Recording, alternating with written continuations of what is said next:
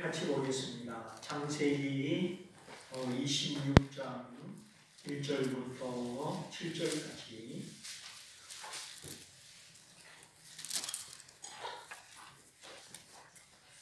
창세기 26장 1절부터 7절까지 찾으신 줄 알고 제가 읽어드립니다. 아브라함 때에 첫 흉년이 들었더니 그 땅에 또 흉년이 들매 이삭이 그랄로 가서 블레셋 왕 아비멜렉에게 이르렀더니 여호와께서 이삭에게 나타나 가라사대 애굽으로 내려가지 말고 내가 네게 지시하는 땅에 거하라.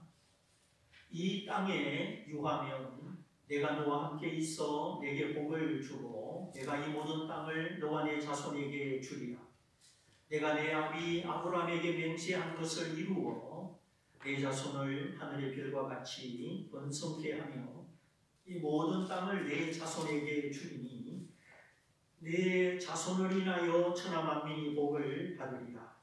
이는 아브라함이 내 말을 순종하고 내 명령과 내 계명과 내 율로와 내 법도를 지켰음이니라 하시니라. 이삭이 그랄에 거하였더니 그곳 사람들이 그 아내를 물으매 그가 말하기를 그는 나의 무이라 하였으니 리브가는 보기에 악에 따오므로 그곳 백성이 리브가로 인하여 자기를 죽일까 하여 그는 나의 아내라 하기를 두려워함이었더라. 아멘.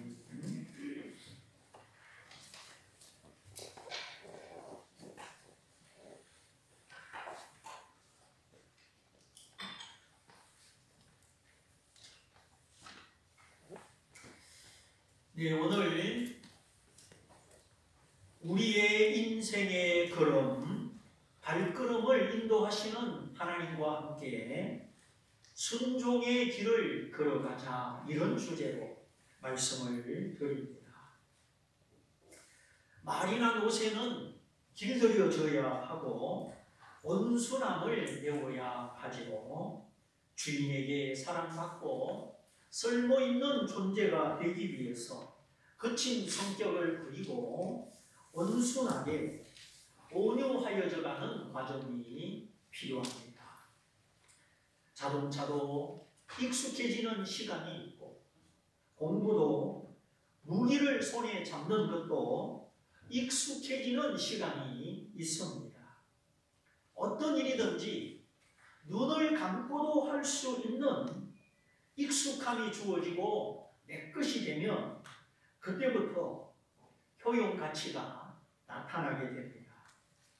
바로 다윗의 조약돌, 다윗의 손에 물맷돌.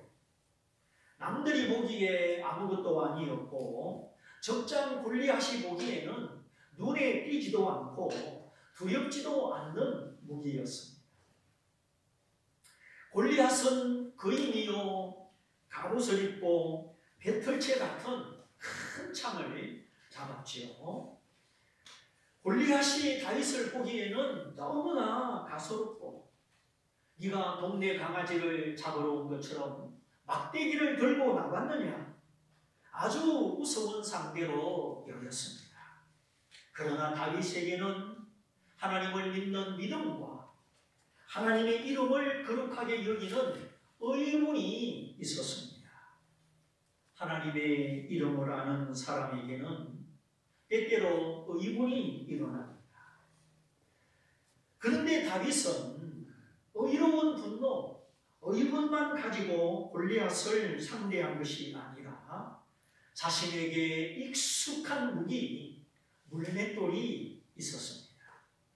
목동으로서 양을 칠 때 사나운 짐승을 상대하는 다윗만의 무기였죠.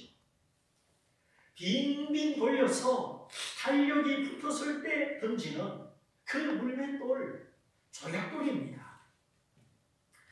남들이 보기에 저게 무슨 무기인가, 저런 것을 가지고 어떻게 적장 거인을 물리칠 수 있겠는가. 사람들은 처음에는 다윗을 믿지도 못했고 알아보지도 못했습니다. 심지어 다윗의 형들까지 네가 왜 여기 왔느냐? 전쟁터에 왜 왔느냐? 구경하러 왔느냐? 다윗을 올인에 취급하고 업수히 여기고 다윗의 존재감을 전혀 알아보지 못했습니다. 그러나 다윗에게는 자신만의 무기, 손에 딱 잡히는 무기, 익숙한 무기가 있었습니다.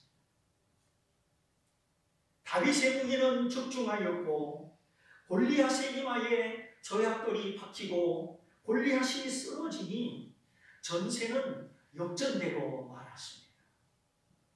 다윗이 골리앗을 발로 밟고 그의 칼을 빼어 목을 치는 순간 하나님의 영광이 드러나고 다윗의 존재가 온 세상에 알려지게 되었습니다. 이것은 모두가 벌벌 떨고 두려워하는 가운데 다윗은 하나님을 알고 하나님을 묵상하고 하나님을 의지하는 믿음과 함께 자신의 무기, 익숙한 무기가 있었기 때문입니다.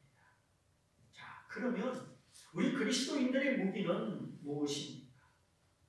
하나님의 약속의 말씀도 우리의 무기고 기도도 우리의 무기고, 오늘 읽은 성경에 비추어 보면 나의 계획이 있어도 하나님의 말씀 앞에 내려놓고 순종하는 모습입니다.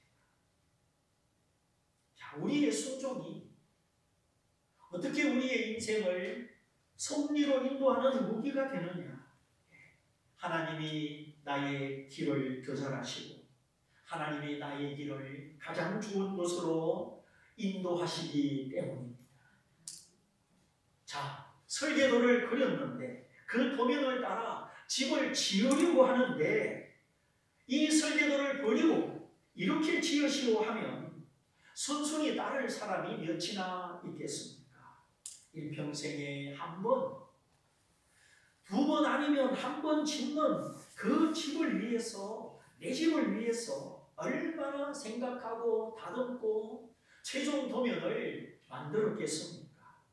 그래서 이제 됐다, 이렇게 지으면 되겠다, 계획을 세웠습니다. 확정을 지었습니다. 아, 근데 누가 그 도면을 보더니 이 도면 잘못됐습니다. 이걸 버리고 이렇게 지으시오 하고 전혀 새로운 도면을 내밀 때 과연 내가 구상한 도면을 버리고 새롭게 제시된 그 도면을 받아들일 수 있느냐 하는 것이죠. 자, 우리 각자는 자기가 생각하고 자기가 바라보는 인생의 도면이 있습니다. 아, 나는 이렇게 됐으면 좋겠다. 나는 이렇게 살았으면 좋겠다. 나이 30이 되기 전에 이만큼, 40이 되기 전에 이만큼, 각자가 바라는 자기 생각이 다 있습니다.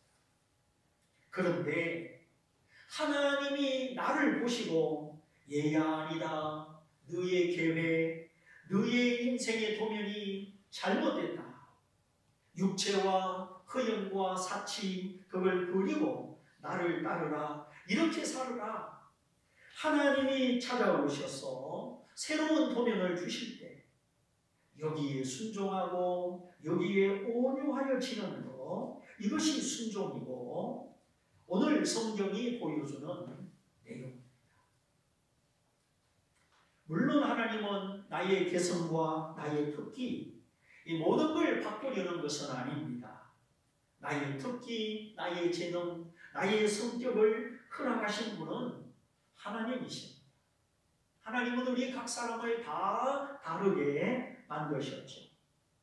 30cm도 안 되는 이 얼굴 안에 내 얼굴이 다 다르고 지문이 다 다르고 발자국의 지문도 다 다르고 얼마나 오묘합니까? 나를 만드시니가 하나님이고 나를 나답게 지으시니가 하나님이십니다.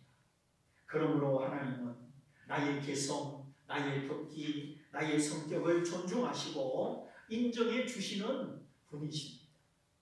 그래서 하나님이 우리 각 사람을 다르게 만드신 줄을 알고 각 사람을 인정하고 존중하고 그리스도 안에서 하나 될 때 이것이 진정한 믿음의 성숙이고 행복이죠. 각자 자기를 주장하면 거지의 사망의 길이 됩니다.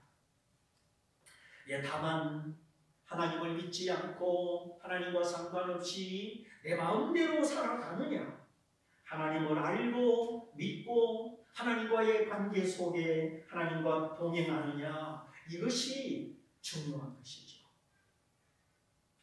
하나님은 우리를 도우시려고 하는 분이시고 우리의 죄를 용서하시고 마귀에게서 구원하시고 새 사람을 만드셔서 새 생명을 누리게 하시는 분이십니다. 하나님은 나를 가장 잘 아시고 나를 사랑하시고 천국 갈 때까지 우리의 걸음을 인도하시는 하나님이십니다. 그러므로 이 하나님의 은혜가 내 것이 되고 내게 효과를 이루기 위해서 다윗의 손에 익숙했던 조약돌처럼 우리도 하나님의 말씀을 배우고 그 말씀을 경청하고 순종하기에 익숙해져야 하는 것입니다. 하나님은 온유한 사람들을 축복하시고 온유한 사람들의 걸음을 인도하십니다. 그렇지 않고 목이 곧고 뻣뻣하고 완고하고 돌이키지 않으면 하나님과 나는 상관없는 관계가 되고 마는 것이죠. 아브라함은 믿음의 사람, 야곱은 회개의 사람, 오늘 성경에 나타난 이삭은 온유한 사람, 순종의 사람으로 나타납니다. 아버지, 아들, 손자이지만 각각 믿음의 특징이 다른 것이죠. 물론 우리 안에는 아브라함의 믿음도 있어야 되고 이삭의 온유도 있어야 되고 야곱의 회개도 다 있어야 되죠. 믿음의 3대 족장 아브라함, 이삭, 야곱, 이들의 생애는 우리의 표본이고 바로 내 모습이기 때문입니다. 우리가 그래 아브라함처럼 하나님을 믿고 따르고 이삭처럼 온유하여 순종하고 야곱처럼 회개하고 변화되어 새 사람 되면 하나님은 나의 하나님이 되시고 아브라함, 이삭, 야곱이 받은 그 복이 나의 복이 되는 것입니다. 이렇게 하나님은 오늘 말씀의 제목처럼 나의 하나님이 되시기를 원하십니다. 복을 받기 전에 먼저 그들이 믿었던 하나님이 나의 하나님이 되오리라. 우리 모두 이렇게 될 수 있도록 하나님은 아브라함, 이삭, 야곱 이 3대 족장의 특징과 믿음을 성경에 자세히 기록했습니다. 다 읽어봐라. 내가 아브라함을 어떻게 상대했고 내가 이삭을 어떻게 상대했고 내가 야곱을 어떻게 상대했는지 내가 이렇게 자세히 기록했으니 너희들 읽어봐라. 내가 이전에 아브라함, 이삭, 야곱만 사랑하고 그들만 상대한 것이 아니라 오늘 너희 각 사람을 내가 아브라함처럼 이삭처럼 야곱처럼 상대하는 줄을 알아라 하는 것이 하나님의 마음입니다. 그래서 창세기 1장부터 11장까지 하나님의 창조와 인류의 타락, 그리고 12장부터 37장까지 긴 분량을 아브라함, 이삭, 야곱 세 사람의 이야기로 채우고 있습니다. 아브라함의 이야기는 12장부터 25장까지, 이삭의 이야기는 25장부터 28장까지 석 장밖에 짧게 기록되어 있죠. 야곱의 이야기는 창세기 28장부터 37장까지. 아브라함의 이야기가 가장 길고 야곱의 이야기가 두 번째, 이삭의 이야기는 석 장밖에 안 되는 비교적 짧은 이야기. 자, 그러면 오늘 이제 이삭의 이야기죠. 아브라함 때에 그 가나안 땅에 첫 흉년이 들었다. 아브라함이 75세 때, 옛날 이야기죠. 하나님의 두 번째 부름을 받고 하나님을 떠나서 가나안 땅에 도착했을 때 기대와 달리 예상 밖의 흉년을 만났습니다. 그때 아브라함이 애굽에 내려갔다. 하나님께 물어보지 않고 믿음이 약해져서 하나님을 의지하기보다 세상 요구로 자기 방법을 쓰다가 수치를 당하고 하나님의 은혜로 다시 올레자기로 베델로 돌아오게 되죠. 하나님의 자는 기쁠 때나 슬플 때나 성공할 때나 실패할 때나 부할 때나 가난할 때나 머물러야 하는 자리가 있습니다. 물고기는 물에서, 나무는 흙에 뿌리를 내리고 살아야 하는 것처럼 하나님의 자녀는 하나님이 내 아버지시고 하나님이 내 삶의 한복판에 계시고 나와 함께 하시기 때문에 항상 머물러야 되고 항상 지켜야 되는 나의 자리가 있습니다. 폭풍이 몰아친다고 물고기들이 물 밖에 나옵니까? 태풍이 닥쳐온다고 나무들이 뿌리를 뽑아서 이사를 다닙니까? 그렇게 하지 않습니다. 평안의 날이나 환례의 날이나 바람이 부는 날이나 잠잠한 날이나 물고기는 물속에 나무는 흙 속에 자기 자리를 지킵니다. 어렵다고 힘들다고 마음이 동요하고 믿음을 잃어버리고 함부로 움직이는 것은 아주 위험한 태도입니다. 노련한 농부는 하늘의 구름을 보고 풍세를 보고 농사를 짓습니다. 바람 부는 날에는 씨를 뿌리지 않고 비가 오는 날에는 추수하지 않습니다. 바람 부는 날에 씨 뿌리면 다 날아가고 비 오는 날 추수하면 곡식이 물러서 못 쓰게 되죠. 그래서 농부는 때를 맞춰야 되고 또 농부는 인내해야 됩니다. 오늘 하나님의 자녀된 우리에게도 하나님의 때를 맞추고 살아가는 법과 인내하는 법을 배워야 합니다.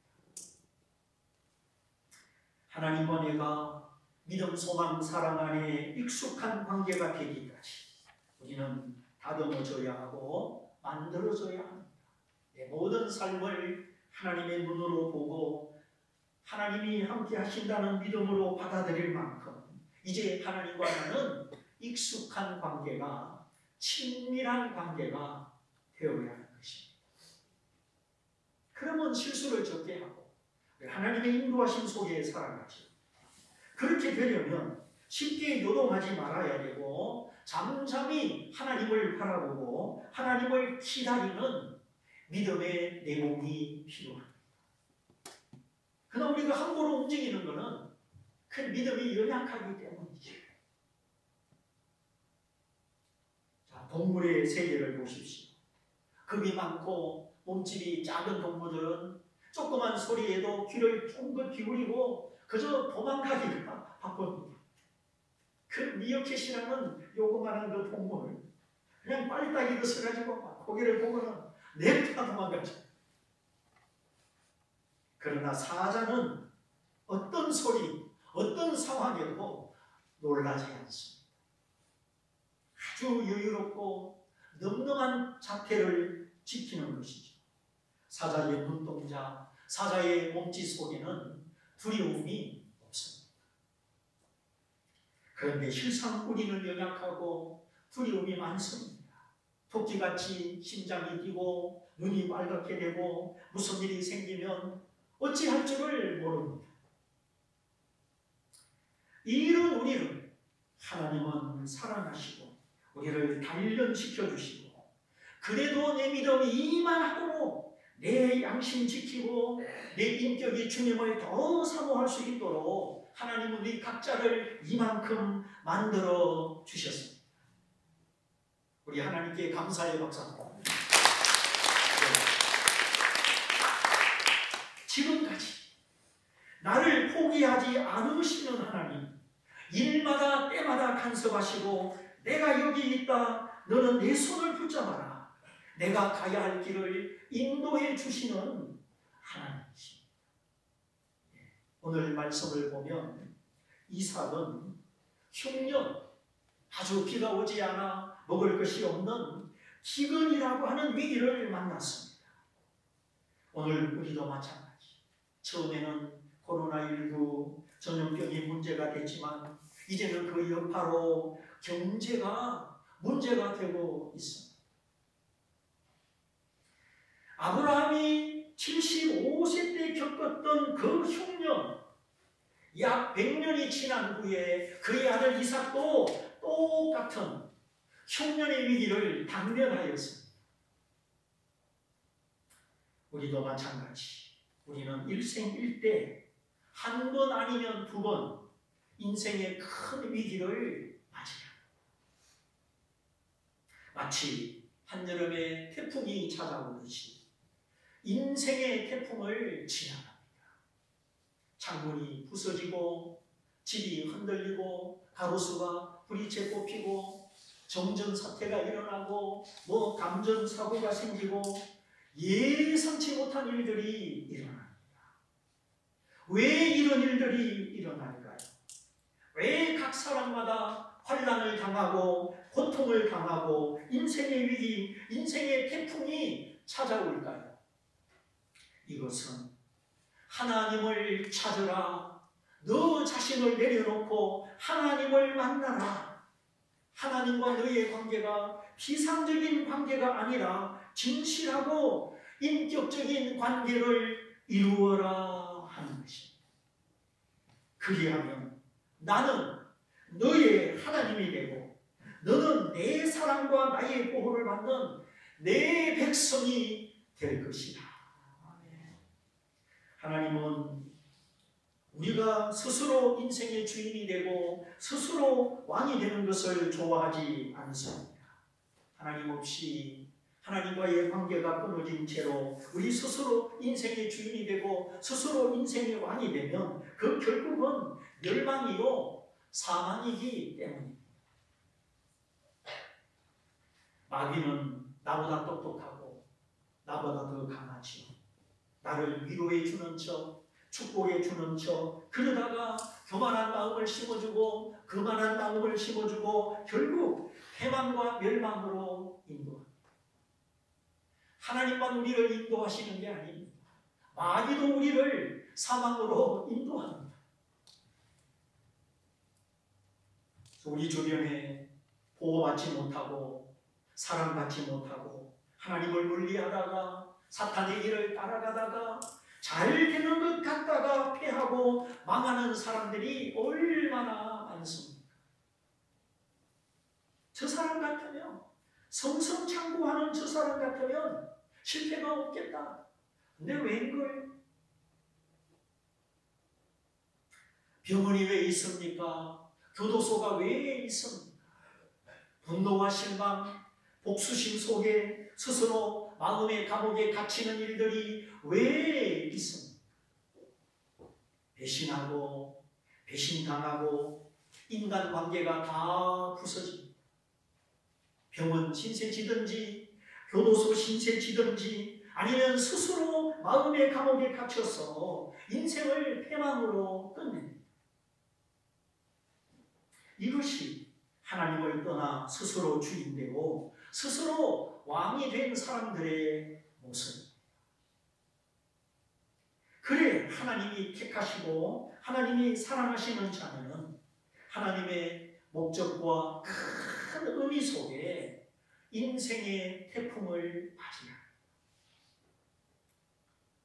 자기 길을 걷고 멸망의 길을 걷다가 그 인생이 하나님 없이 끝나지 않도록 뿐만 아니라 하나님을 가까이 하나님이 나의 하나님, 나의 구원자가 되시도록 하나님은 나를 사랑하사 태풍 속에서 찾아오시는 것입니다. 우리가 평안의 날에 하나님께 귀를 기울이지 않기 때문에 아무리 말씀하셔도 우리가 하나님의 음성을 듣지 않기 때문에 때때로 하나님은 태풍 속에서 우리를 찾아오시는 것입니다. 것입니다. 이런 인생의 위기, 인생의 태풍이 찾아오면 우리는 하나님을 가까이서 만나게 되죠. 그때 고난 속에서, 환난 속에서 하나님의 음성이 똑똑히 들리게 됩니다.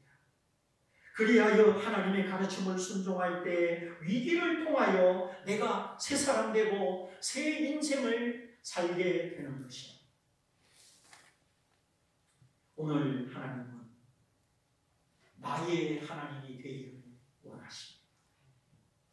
하나님은 저와 여러분들의 마음 속에 더 구체적으로 나타나시고 나는 너를 사랑한다. 너와 더 가까워지고 너와 내가 하나 되기를 원한다. 이렇게 하나님은 도매금의 하나님이 아니라 우리 각 사람을 만나 주시기를 원하십니다. 그래서 하나님은 나의 찬양, 나의 구원, 나의 노래, 나의 힘이 되기를 원하십니다. 다윗이 하나님을 노래할 때, 바울이 하나님을 고백할 때 나의 하나님, 나의 하나님이라고 1인칭의 하나님을 고백했습니다. 물론 하나님은 모든 자들의 하나님이시고 공동체의 하나님이시고 우리 아버지시죠. 또한 하나님은 각자의 하나님이요 나의 하나님이요 우리 개인의 하나님이십니다. 그러므로 아브라함이 겪었던 흉년, 아버지가 겪었으면 됐지. 그 아들 이삭은 왜 또 겪어야 합니까? 아버지 아브라함은 그 흉년을 통해 애국으로 내려갔습니다. 아들 이삭은 그 흉년을 통해 그랄 땅으로 내려갔습니다. 임시방편으로 자기 힘으로 자구책으로 뭔가 해보려고 몸부림을 친 것이죠. 결과는 어떠했습니까? 아버지 아브라함도 이 사라는 내 아내가 아니고 내 여동생이다. 거짓말을 하죠. 아들 이삭도 마찬가지 똑같습니다. 오늘 읽은 성경에 이 사람 리브가는 내 아내가 아니고 여동생이라 똑같이 거짓말을 합니다. 아버지 아브라함은 100년 전에 그랬고 아들 이삭은 100년 후에 똑같은 모습을 나타냅니다. 혹자는 이렇게 해석을 하죠. 이것은 가문에 내려오는 가문의 저주다. 가문을 타고 그 가문에 흐르는 가문의 저주다. 보아라, 아버지도 똑같은 문제로 실수하고 아들도 똑같은 문제로 실수했다. 이렇게 아브라함과 이삭의 동일한 실수를 가문의 저주라는 카테고리로 해석을 합니다. 그러나 저는 그 해석에 반대합니다. 그렇다고 가문을 타고 흘러내리는 저주가 없는 것은 아닙니다. 단명하는 집안은 계속 단명하고 도박하는 집안은 또 도박하고 심장병에 걸리는 집안은 심장병에 걸릴 확률이 높습니다. 그런데 예수님을 믿으면 하나님을 믿으면 이 저주는 끊어집니다. 주 예수의 피가 우리 죄를 용서할 때 마귀는 더 이상 용서받은 사람, 죄 없는 사람을 괴롭히지 못합니다. 용서받은 사람은 하나님의 보호를 받습니다. 마귀가 함부로 장난할 수 없습니다. 이것이 하나님의 공의요. 용서받은 하나님의 자녀를 보호하시고 그 아들의 피를 높이시는 하나님의 의이십니다. 예수님을 믿고 죄를 사함받고 하나님의 내 아버지가 되시고 성령이 오시면 가문의 저주는 끊어집니다. 그런데 원칙적으로는 끊어지는데 실제로 끊어내는 과정에는 투쟁이 필요하고 금식이 필요하고 지속적인 훈련이 필요합니다. 왜 그러느냐? 그 옛날의 피가, 그 옛날의 습성이 아직 남아있기 때문입니다. 얼룩이 심하게 지면 그 옷을 빨아도 희미한 자국이 남지 않습니다. 나무에 못을 박아서 못을 빼면 못 자국은 남아있지 않습니다. 마찬가지 원리는 똑같습니다. 예수님을 믿고 죄를 용서받고 구원을 받았지만, 하나님의 자녀 되었지만, 하나님을 믿기 전에, 하나님을 순종하기 전에 그 옛날 습관, 옛날 기질이 남아있어요. 죄를 용서받는 것은 단숨에 용서받고, 하나님의 자녀가 되고 구원받는 것도 회개하고 예수님을 믿는 순간에 즉시로 받는 것이죠.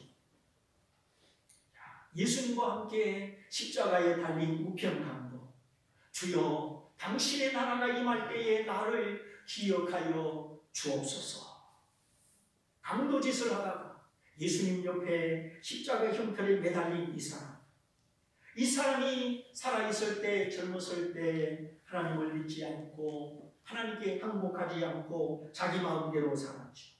스스로 인생의 주인 되고 스스로 인생의 왕이 되어 살았는데, 그 결과는 십자가 형틀이요 패망이었습니다.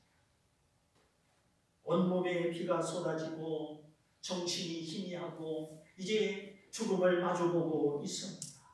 그때 갑자기 주님의 목소리가 들립니다. 아버지여, 저들이 알지 못하고 짓는 죄를 용서하여 주옵소서.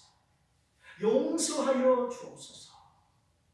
예수께서 하늘의 아버지 하나님을 향하여 기도할 때, 아버지여, 저들이, 내 몸을 찌르는 저들이 알지 못함으로 짓는 죄인이 용서하여 주옵소서.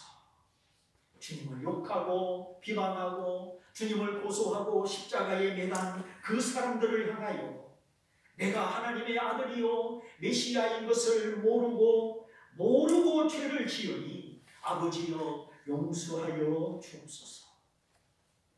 예수님의 얼굴에, 예수님의 눈빛에, 예수님의 말 속에 전혀 원망이나 미움, 증오가 없음을 알게 된 것입니다.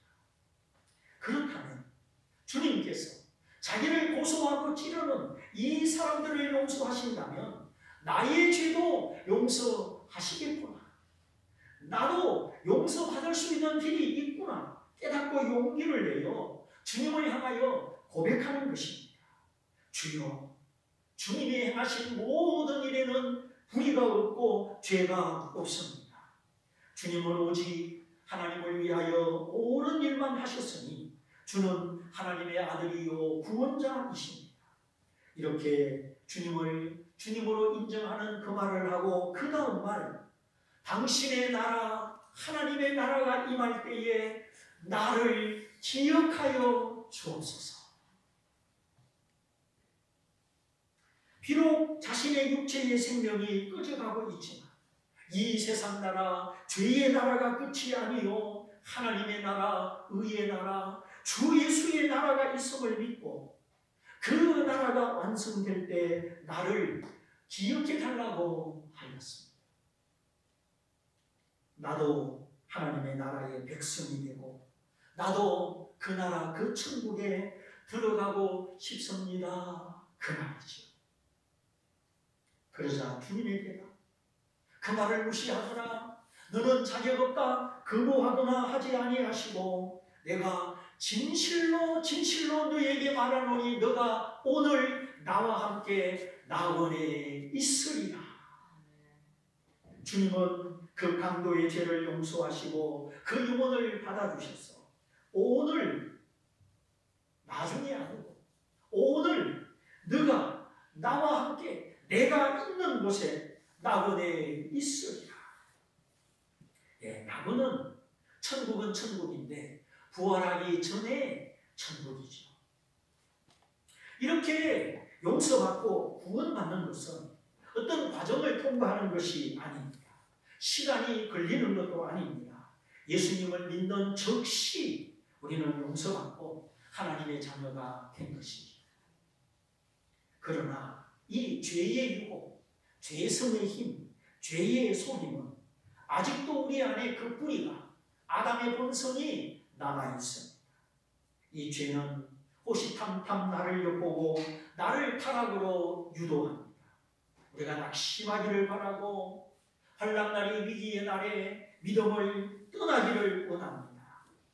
그러나 하나님의 자녀는 어떤 환경, 어떤 상황, 어떤 시간 속에서도 하나님이 우리와 함께 하시고 우리의 걸음을 인도하신다는 사실을 오직해야 합니다. 구원받은 후에도, 성령을 받은 후에도 여전히 실패의 가능성과 타락의 가능성이 우리 안에 있습니다. 그러므로 우리가 예배생활 충실해야 되고 경건의 연습을 힘써야 되고 자기 믿음을 스스로 점검하면서 더 높은 곳으로, 더 안전한 곳으로 나아가야 하는 것입니다. 자, 이런 의미에서 볼 때 보편적인 연약함, 너와 나의 구별이 없는 보편적인 미숙함, 보편적인 유혹이 분명히 존재합니다. 그래서 아브라함에게도 신앙의 약점이 있었고 그 아들 이삭에게도 신앙의 약점이 있었습니다. 그것은 두려움의 문제인데 이제 이 문제는 다음 시간에 살펴보도록 하겠습니다. 다만 아버지와 아들에게서 동일한 약점이 나타났지만 그렇다고 이런 현상을 가문에 흐르는 저주나 그렇게 아브라함의 경우에 연결시키기는 어렵습니다. 자, 그러면 아버지와 아들이 흉년을 경험하고 아버지와 아들이 똑같은 실수를 하는 것은 무슨 의미냐? 성경은 이 모습을 왜 기록하였느냐? 네, 그것은 나의 믿음이 너의 믿음이 될 수 없고 나의 복이 너의 복이 될 수 없다. 신앙은 각자의 신앙이요, 환난과 고난을 경험하는 것도 각자의 경험이요, 기도하는 것도 나의 기도요, 하나님을 만나는 경험도 나의 경험이요, 신앙은 반드시 나의 믿음, 나의 경험이 되어야 한다 하는 것입니다. 그러므로 아버지 아브라함이 흉년을 겪고 곤란을 당했기 때문에 아들 이삭은 면제된다, 그것이 아니었습니다. 약점도 마찬가지. 아버지는 아버지대로 겪어나가고 이겨나가야 되고 아들은 아들대로 겪어나가야 되고 이겨나가야 하는 것입니다. 그러므로 결국은 뭐냐? 하나님은 나의 하나님, 나의 믿음, 나의 경험이 돼야 된다 하는 것입니다. 하나님과 나와의 관계, 이것이 가장 귀한 줄 알고 날마다 새롭게 잘 다듬어 가시기를 바랍니다.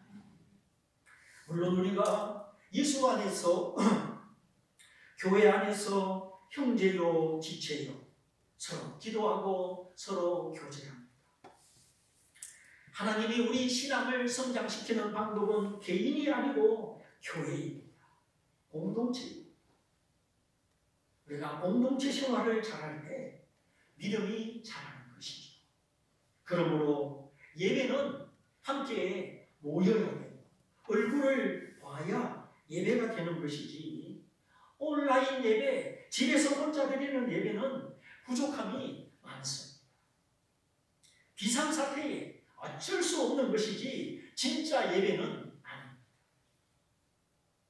오늘 나오신 분들 정말 잘하셨고 이제 몇 주 동안 못 본 얼굴 다 볼 수 있도록 우리가 힘써야 하겠습니다. 하나님은 우리 아버지 또한 나의 아버지, 나의 하나님이십니다.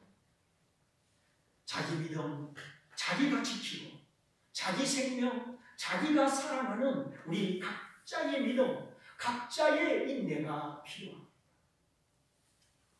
나중에 환난 핍박이 심해질 때 정말 교회에 모여서 예배를 드리지 못하고 정말 각자 있는 곳에서 사도 바울처럼, 아니 사도 요한처럼 그가 반모섬에 유배되어 거기서 주일날 하나님을 예배한 것처럼 언젠가는 우리 각자가 하나님을 예배해야 되는 날이 올지도 모릅니다. 예상치 못하게 기근을 만난 이삭. 이삭은 자기 생각을 가지고 움직였지만 하나님은 나타나셨고 하나님은 이삭의 걸음을 멈추게 하셨고 이삭은 하나님의 지시를 순종하여 애굽으로 세상으로 내려가지 않고 하나님과 함께 하나님이 머물게 하는 곳에 머물렀습니다. 우리 모두 나만 겪는다, 나만 어렵다 그렇게 생각하지 말고 이 세상에 있는 모든 형제들이 동일한 고난을 당하는 줄 알고 하나님은 각자의 상황, 각자의 위기 속에 나의 하나님, 나의 아버지, 나의 구원자가 되기를 원하시니 우리가 주님의 이름을 부르고 인내하고 순종하는 법을 배워서 내 믿음을 더 크게, 내 상급을 더 크게 하나님과의 만남, 하나님과 나의 믿음 더 깊어지는 기회를 삼으시기를 주님의 이름으로 축원드립니다. 축원드립니다. 우리 말씀을 붙잡고 같이 기도하기를 원합니다. 아브라함이 겪었던 흉년, 그의 아들 이삭이 또 같이 겪은 것을 보았습니다. 아버지도 거짓말하고 아들도 거짓말하는 이 연약한 약점을 보았습니다. 그러므로 하나님은 나의 하나님, 나의 아버지, 믿음은 나의 믿음이 되어야 하니 주여 내가 하나님을 더 가까이 하나님을 더 사모하는 믿음의 자녀 되기를 원합니다. 우리 다 같이 기도하겠습니다.